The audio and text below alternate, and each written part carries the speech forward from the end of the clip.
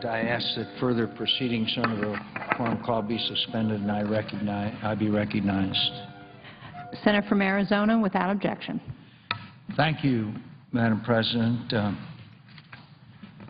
Over the past few months, there's been a disturbing stream of articles in the media, and common among them is that they cite leaked, classified, or highly sensitive information in what appears to be a broader administration effort to paint a portrait of the President of the United States as a strong leader on national security issues, information for which there is no legitimate reason whatsoever to believe should be in the public domain.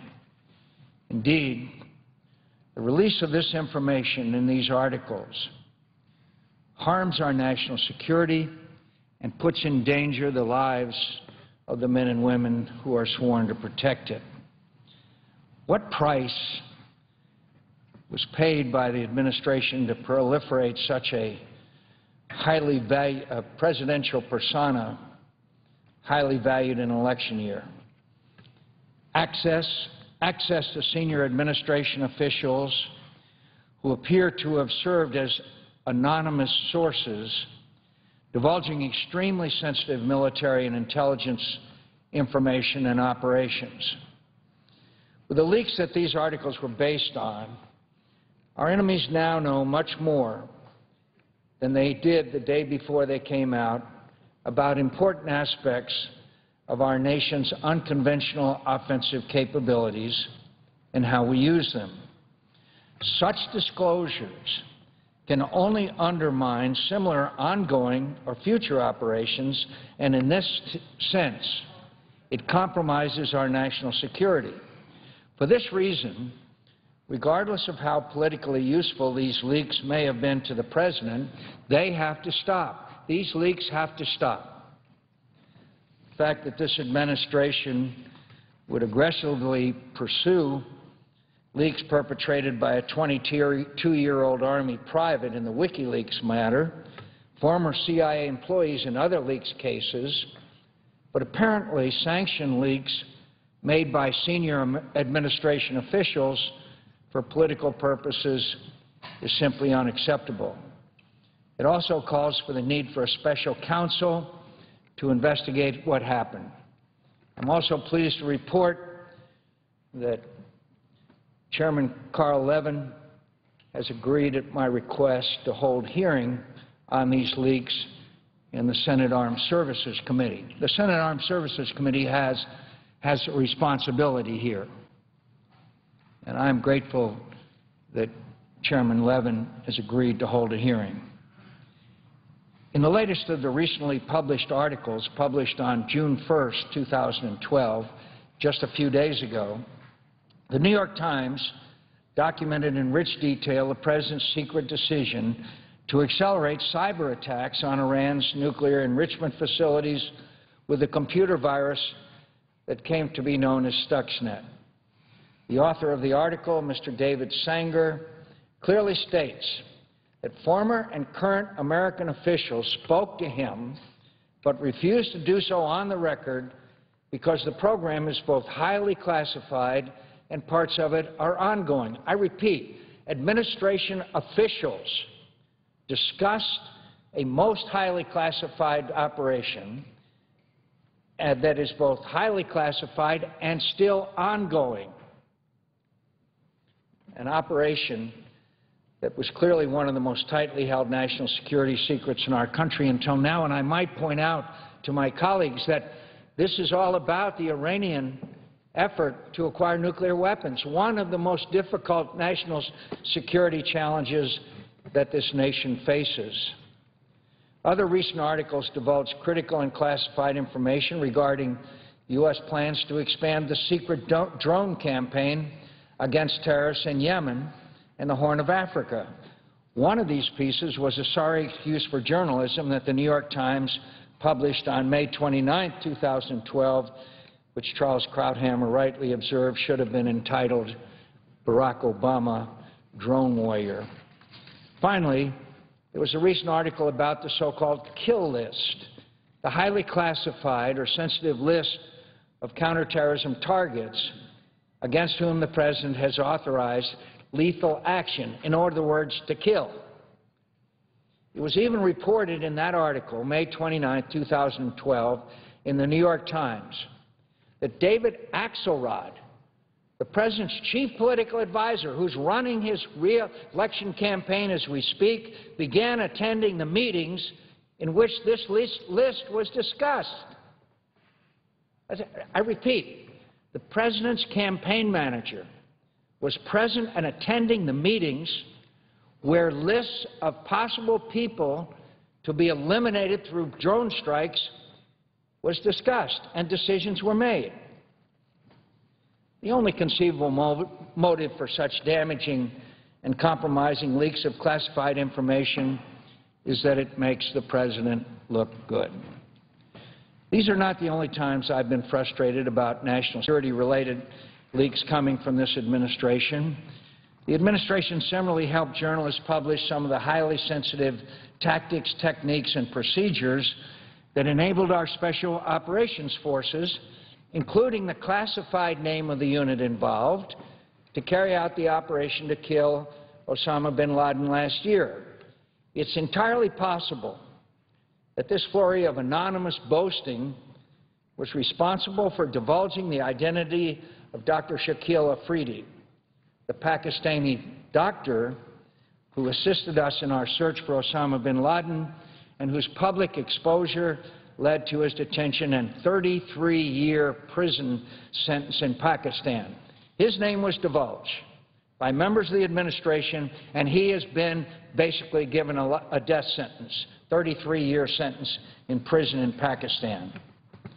You know, our friends are not the only ones that read the New York Times. Our enemies do too. Let me be clear. I am fully in favor of transparency in government. I've spent my entire career in Congress furthering that principle, but what separates these sort of leaks from, say, the whistleblowing that fosters open government or a free press is that these leaks expose no violations of law, abuses of authority, or threats to public health or safety. They are gratuitous and utterly self-serving. These leaks may inhibit the nation's ability to employ the same or similar measures in its own defense in the future. How effectively the United States can conduct unmanned drone strikes against belligerents, cyber attacks against Iran's nuclear program, or military operations against terrorists in the future depends on the secrecy with which these programs are conducted. Such activities are classified or enormously sensitive for good reason. In many cases, for reasons related to operational security or diplomacy. Their public disclosure should have no place in how this or any other administration conducts itself. These are the kinds of operations and intelligence matters that no one should discuss publicly, not even the President. With this in mind, I call on the President to take immediate and decisive action, including the appointment of a special counsel to aggressively investigate the leak of any classified information on which the recent stories were based and, where appropriate, to prosecute those responsible. A special counsel will be needed because the articles on the U.S. cyber attacks on Iran and expanded plans by the U.S. to use drones in Yemen were sourced to quote, and I quote from the articles, participants in the cyber attack program and, quote, members of the President's national security team. In the cyber attacks article in particular, the author stated that, and I quote, current and former American officials, unquote, spoke to him anonymously about the program because, quote, the effort remains highly classified and parts of it continue to this day. What could be worse? The suggestion that misconduct occurred within the executive branch is right there in black and white, and why a special counsel is needed. As part of this investigation, this special counsel should also scrutinize the book from which the New York Times cyber attacks article was adapted, which was just released yesterday, for other improper or illegal disclosures.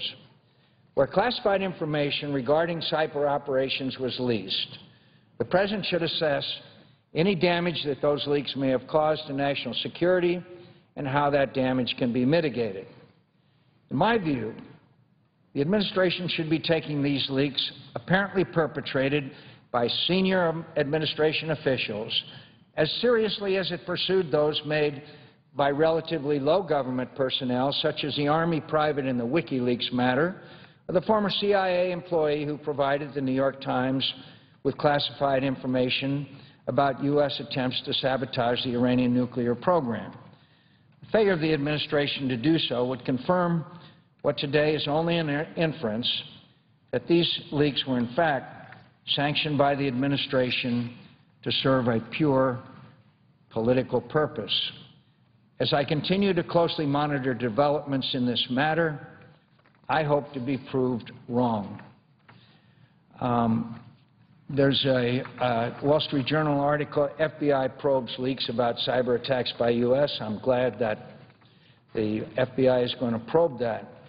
Said that Mr. Sanger, in an appearance on CBS News' Face the Nation, suggested that deliberate White House leaking, quote, wasn't my experience. He added, I spent a year working on the story from the bottom up and then went to the administration and told them what I had. Then they had to make some decisions about how much they wanted to talk about. He said, I'm sure the political side of the White House probably likes reading about the president acting with drones and cyber and so forth. National security side has got very mixed emotions about it because these are classified programs. Mr. Sanger, again, is authenticating that senior members of the White House and our intelligence community decided to talk to him about classified programs. Their motivation for doing so, perhaps, we don't know particularly at this time, but I don't think you could argue that these articles have all conveyed the impression that the President is a very strong warrior in carrying out his responsibilities as Commander-in-Chief, something that I have disputed as far as Iraq, Afghanistan, and other national security issues, which I will discuss at another day. So, Mr. President, I don't know how you could draw any conclusion, but senior members of this administration in the national security arena have either leaked or confirmed information of the most highly classified and sensitive nature. Some of these leaks have concerned ongoing operations. Since they were highly classified and sensitive information, that classification was there for a reason. The reason being is if that information was classified, it could harm our national security. These are very serious actions on their part. It's very serious actions when ongoing operations in the war against terror and the issue of Iranian acquisition of nuclear weapons, which could trigger attacks either by Israel or the United States to prevent such an eventuality, we now find leaks which have exposed not only to the American people but to the Iranians as well exactly what American activity is of the most sensitive nature. This is not a proud day for the United States of America. Mr. President, I suggest, may I say, Mr. President, that I ask unanimous consent at the end of his statement that Senator Chambliss and I be engaged in a colloquy. Without objection. Well, I thank my good friend from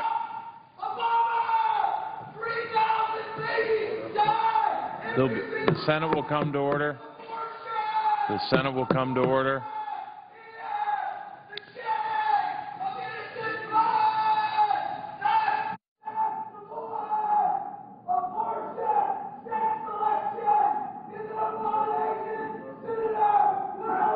Suspend.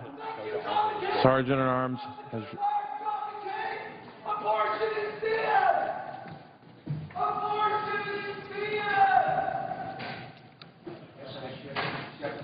Where they come from. Mr. President, Senator from Georgia. getting back to the matter at hand. I want to thank my friend from Arizona for his very direct comments on this very sensitive issue, and as Vice Chairman of the Senate Select Committee on Intelligence, I can say without a doubt that these ongoing leaks of classified information are extraordinarily harmful to our intelligence operations. Every day we ask our intelligence officers and agents to be out there on the front lines, putting their life in harm's way, gathering information, meeting sources, and using a variety of highly sensitive collection techniques. Depending on where these officers are around the world, the operating environment can be both dangerous and downright hostile. This means that they have to be as much or more on guard to ensure that operations don't get blown and their own lives and the lives of our sources are not jeopardized. But each time classified information shows up in the media, the intelligence community's ability to do these dangerous assignments becomes that much more difficult. Not only do these leaks tell our enemies how we do our jobs and therefore how they can block or impede our efforts, but with each leak, our friends and allies are left to wonder how much they can really trust us with their own secrets. Now, these are not hypothetical concerns. Senator McCain alluded to a couple of anecdotes, and also a few weeks ago, in the middle of an ongoing operation, we all, friends and enemies alike, learned that details of efforts to disrupt an al-Qaeda bomb plot to a civilian aircraft. Up to that point, most members of Congress knew nothing about this operation. That's how sensitive we were told it was. Unfortunately, rather than quietly recognize our and, frankly, our partners' success and move on with the business of protecting the American people, some in the administration apparently decided that scoring political points in an election year outweighed protecting our intelligence operations as well as our liaison relationship with our intelligence partners around the world. Whether we could have learned more from an operation that was cut short by this leak will now never be known. But we've been warned by some of our allies that they will think twice before they share highly classified information with us. Unfortunately, the leak of the airline plot was no isolated incident. From kill lists and bin Laden movies to cyber warfare, it appears that nothing is off limits, nothing is too secret, no operation is too sensitive, and no source is too valuable to be used as a prop in this election year posturing. And now the doctor who is associated with the bin Laden operation appears to be paying the price for this posturing. Following public disclosures of his involvement, he's been sentenced to 33 years in prison, a true life sentence of 33 years in prison in Pakistan. This hardly provides incentive for anyone else to help us. These disclosures, whether quietly sanctioned or not, are simply unacceptable, and they are against the law. This administration reminds us repeatedly that they are prosecuting more people for leaking classified information than ever before, and I support that effort. But just as we hold ordinary government employees accountable for violating their oaths to protect our nation's secrets, we must also hold the most senior administration officials accountable. Recently, the FBI began an investigation into the scenarios surrounding this latest bomb plot, and I applaud the FBI's efforts. Following the public disclosure and the press reports on comments made by senior administration officials, I sent a letter to Director Mueller and said, would you please include this aspect of these leaks in your investigation? And I received a letter back today that he is indeed going to do that, and I applaud that. I don't know whether the reports are true or not. I have no idea, but if they are, there are serious violations of the law having been conducted by senior administration officials. But beyond that, we still got to do more. So today I join with my good friend Senator McCain from Arizona in calling for the appointment of a special counsel to investigate this pattern of recent leaks. Leaks should never be tolerated, but leaking for political advantage is especially troubling. There must be swift and clear accountability for those responsible for playing this dangerous game with our national security. Mr. President, I would propose to my friend from Arizona, you've been around here a lot longer than I have. You've been involved in the world of national security for many years, both on the front line yourself as well as a member of this body. Have you ever seen anything as egregious as the purported leaks that are coming from this administration on this highly classified and sensitive a number of programs that we've seen in the last few days and few weeks? As my colleague well knows, the leaks are part of the way that the environment exists here in our nation's capital. And leaks will always be part of the relationship between the media and both elected and appointed officials. And I understand that, and I think my colleague would agree there have been times where abuses have been uncovered and exposed because of leaks so that this information was made public, and we have always applauded that. There has also been continuously a problem of overclassification of information so that government officials don't have to, either be the Republican or Democrat administrations, then don't have to discuss what's going on publicly. But I have to tell my friend, I don't know a greater challenge that the United States faces in the short term than this entire issue of Iran acquiring nuclear weapons. The President of the United States said it would be, quote, unacceptable. We all know that the Israelis are going through an agonizing decision-making process as to whether they need to attack Iran before they reach, quote, breakout, which means they have enough parts and equipment to assemble a nuclear weapon in a short period of time. And here we are exposing something that frankly, I was never told about. I was never informed of Stuxnet. And it's ongoing, at least according to the media reports. So aren't the Iranians going to learn from this? I would ask my colleague, aren't the Iranians going to become more and more aware? Drone strikes are now one of the leading methods of going after al-Qaeda and those radical terrorists who are intent on destroying America. So now the al-Qaeda and our enemies, both real and others who plan to be, are very aware of the entire decision-making process in the White House. And I guess the most disturbing thing, I'd ask my friend, it's one thing to have a private WikiLeaks who had access to it, low-level members of certain agencies, one the CIA, I know, that was prosecuted. But this is according to the articles that are written. The highest level in the White House are confirming this classified information and maybe even volunteering it, for all we know.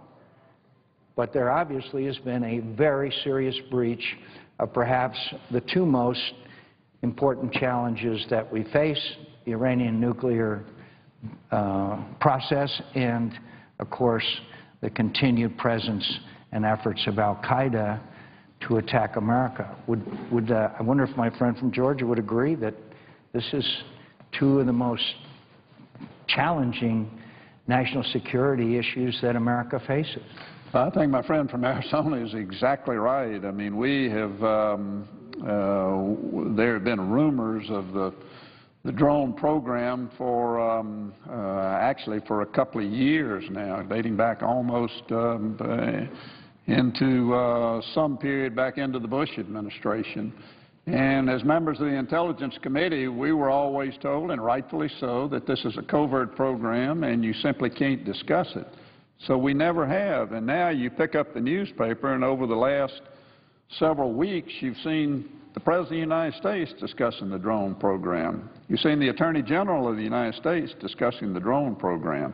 You've seen the National Security Advisor discussing the drone program.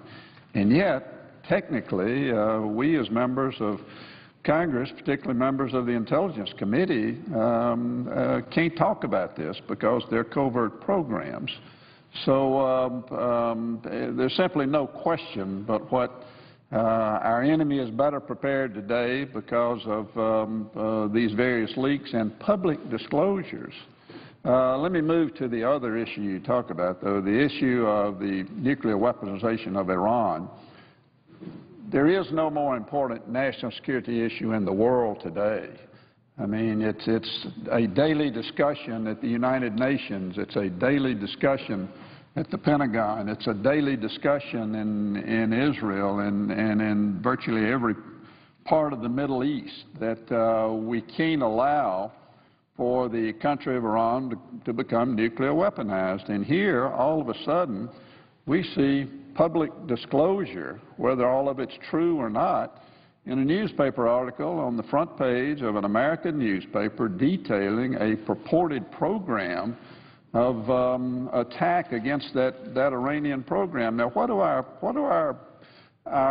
friends in the intelligence community think? What do our friends in Israel think? How much cooperation are they going to now give us from the standpoint of disclosing information to the United States intelligence community on any program, if they can expect that if this is in fact true, that what they tell us is going to be on the front page of the New York Times? And not only that, but it's not coming from some private who went on the internet and found a bunch of classified documents. It's coming from statements made supposedly by high-level administration officials. So it puts us in a real, not a quandary. This is not a quandary. It puts us in a position of having to defend ourselves with our allies over certain statements that purportedly are made by high senior administration officials. And I simply can never remember a scenario of information being leaked where we had the level of administration officials that now supposedly have made these comments, and they're quoted by name in some instances. I just finally add, the really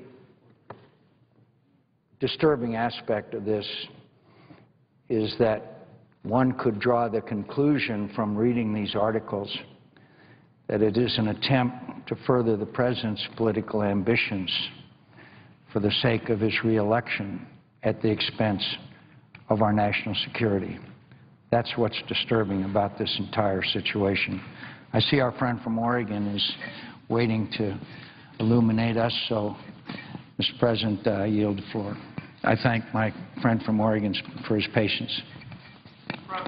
The Senator from Oregon. Unanimous consent to speak as if in morning business. Without objection.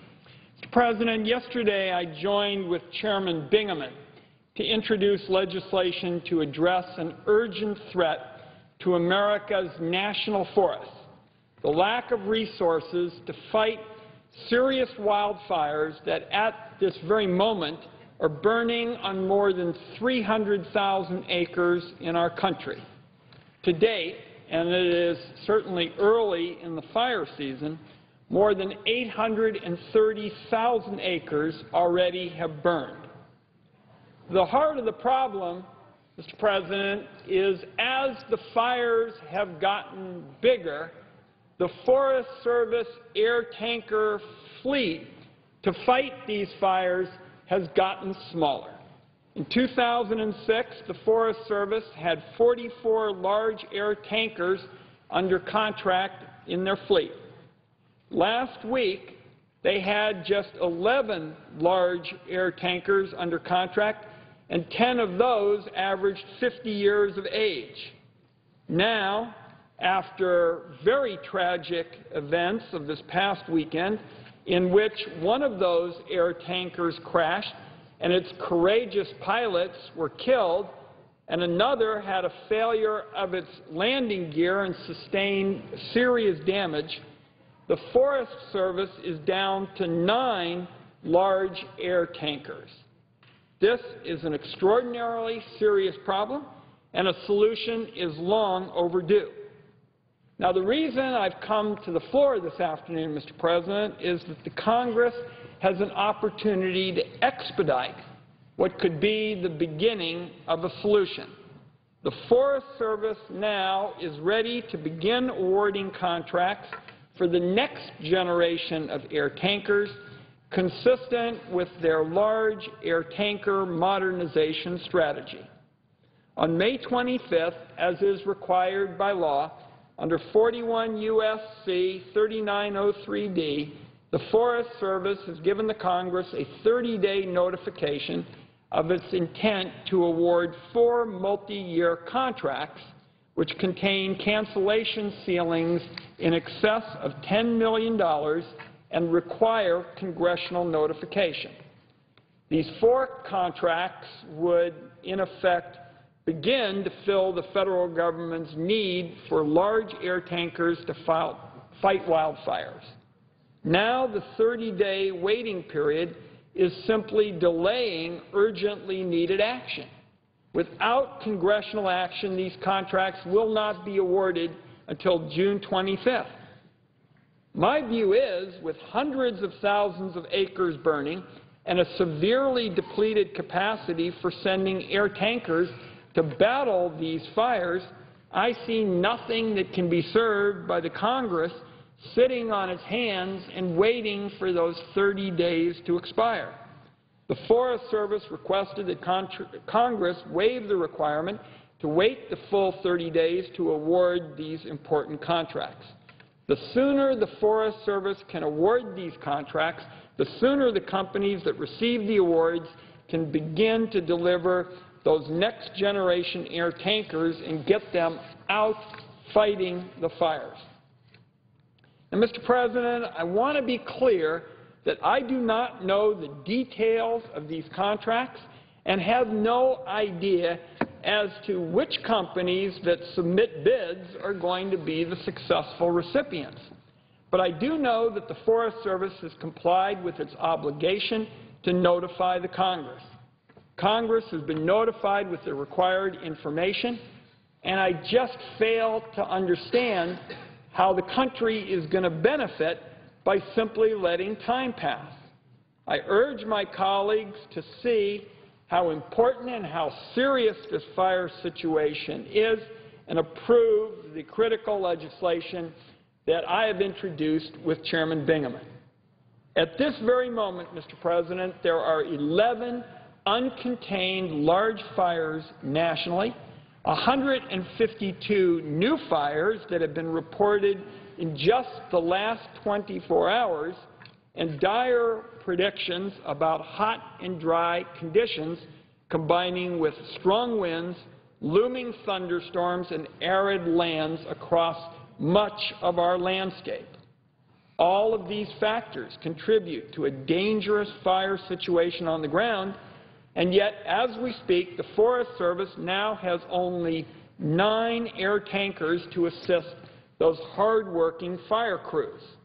8 of those tankers are getting to the point, Mr. President, where they ought to be considered museums in the sky. Now, while the Forest Service can and should use all possible assets, such as helicopters and innovative options like the 20,000-gallon very large air tanker, the agency is likely to need to call in the National Guard, and the large air tankers remain a critically important tool for fire suppression. In fact, the firefighting agencies mobilized air tankers 153% above the 10-year average in 2011. Yet these planes needed to assist on-the-ground firefighters have dwindled to the dire shortage. They have atrophied to the point that I have described, Mr. President, this afternoon. Now, this lack of resources is coming at a time when the nation's forests are very vulnerable to fire. And the fire season is early, but we're already seeing the production of record-breaking fires. Fire seasons are getting longer, and they are more severe, and we are seeing more and more, Mr. President, of what the professional foresters call a mega fire. From 2000 to 2008, at least 10 states had fires of record-breaking size. The Forest Service indicated in its air tanker mobilization strategy that the agency will need up to 28 of these air tankers in order to adequately battle fire threats. So the Forest Service says we need 28. As of this moment this afternoon, Mr. President, there are only 9. So I am asking today for the Senate to recognize the seriousness of the threat and let the Forest Service proceed in awarding these new contracts as rapidly as possible. The legislation that Chairman Bingaman and I have offered would enable the agency to do just that and begin to tackle this extraordinarily serious health problem. In closing, Mr. President, I want to express my thanks to all of America's courageous and dedicated firefighters. They put themselves in harm's way to protect our communities, and we should be grateful to them and to the pilots and companies and agency personnel that tirelessly battle these fires. And I believe on behalf of every member of the Senate, it's appropriate to express our deepest condolences to the families and colleagues and friends of the recently deceased pilots.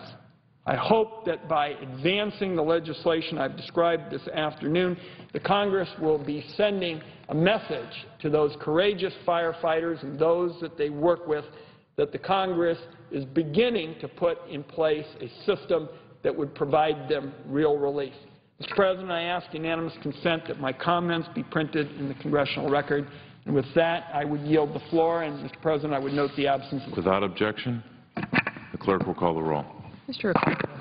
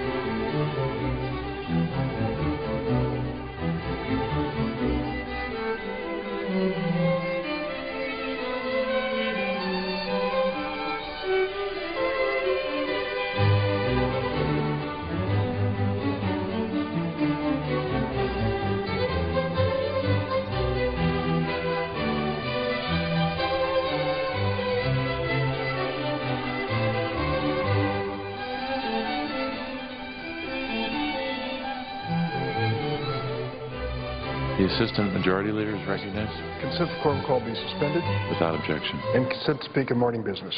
Without objection. Mr. President, many people wonder as they watch the Senate how bills get started. And one of the bills that I worked on probably the hardest in my career got started 11 years ago when there was a phone call to my Senate office in Chicago. And it was a phone call from a friend of ours, Duffy Adelson, who was managing a program called the Merit Music Program. It's a wonderful program in Chicago that offers opportunities for free musical instruments and free music lessons for kids from some of the poorest schools in town. The net result of it is a life-changing experience. 100% of the Merit Music Program graduates go on to college. It just is transformative. Well, she had a story to tell me. It was about a young lady named Teresa Lee, Korean, who was a child prodigy when it came to the piano. She played it so well she'd been offered many scholarships, including to the Manhattan Conservatory of Music, and when she went to fill out her application, one of the questions was, what is your citizenship or nationality? She turned to her mother and said, what is it, Mom? And her mom said, I don't know. You see, we brought Teresa to America when she was 2 years old on a visitor's visa, and her mom said we never filed anything after that. Mom and Dad became citizens. Brother and sister born here, automatically citizens, but Teresa was a question mark. What am I? So she called Duffy. Duffy called the office, and we checked the law. And the law said that under the law, Teresa Lee, who had lived in the United States for 16 years, had to leave for 10 years. And after 10 years could apply to come back into the United States.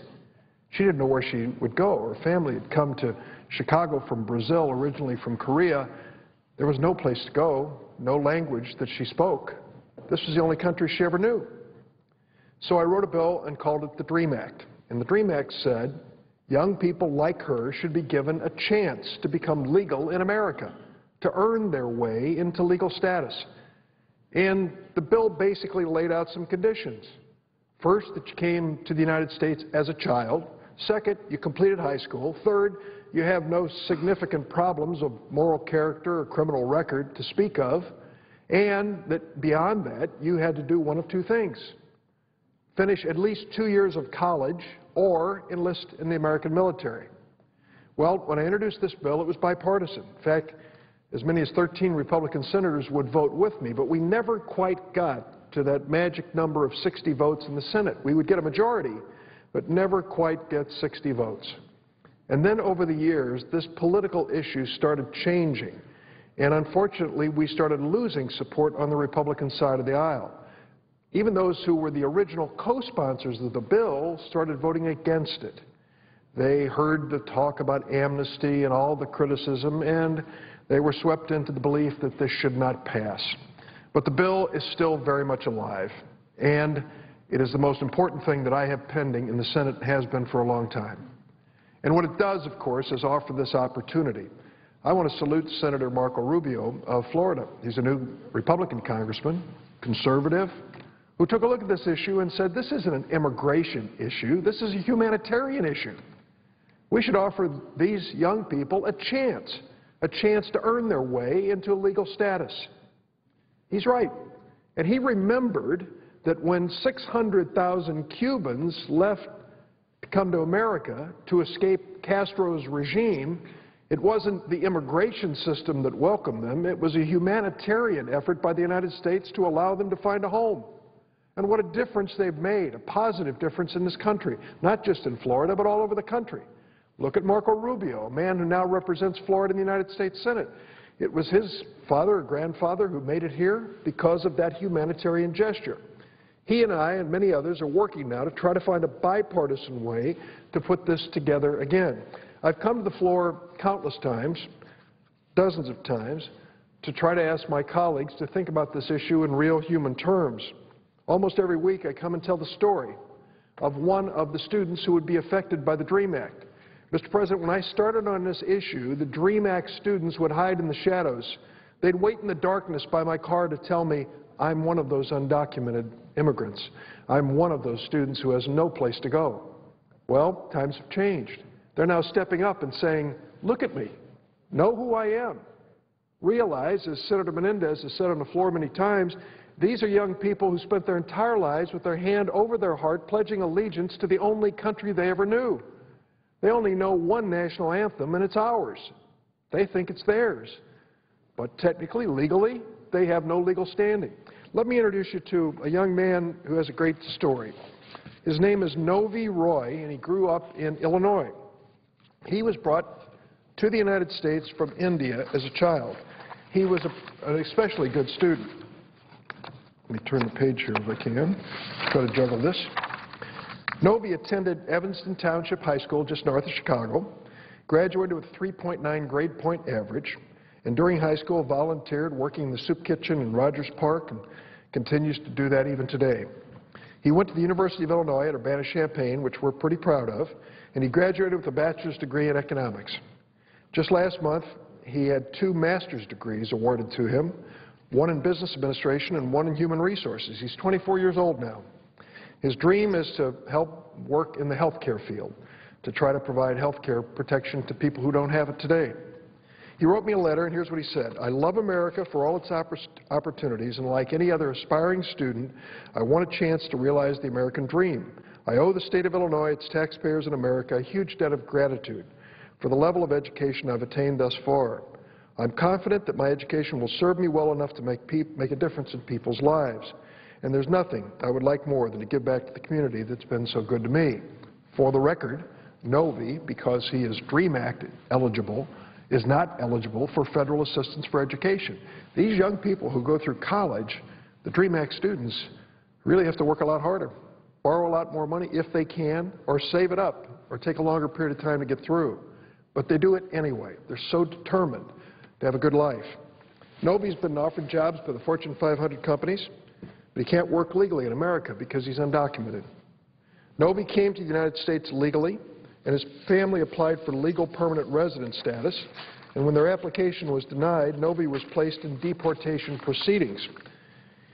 He never committed a crime. He grew up in this country. We've already invested in Novi, obviously with an outstanding education from a great university, and he really has the potential to make America a better place. Despite these facts, even at this moment, Novi could be deported from the United States. In his letter to me, here's what he said about that possibility. I've never entered the U.S. illegally, nor broken any of its laws at any time. Unfortunately, my immigration case simply fell through the cracks. I've lived here in Illinois for the last 10 years. My entire identity is exclusively based on life in the United States. I have nothing to go back to, no friends, no family, nothing. America is my home. My office contacted Immigration and Customs Enforcement and asked them to consider Novi's request that his deportation be placed on hold. We just learned yesterday that the request had been granted. But the decision to put Novi's deportation on hold is temporary. It does not give Novi permanent legal status, and he's still at risk of deportation in the future. The only way for Novi to become a citizen is for the DREAM Act to become a law.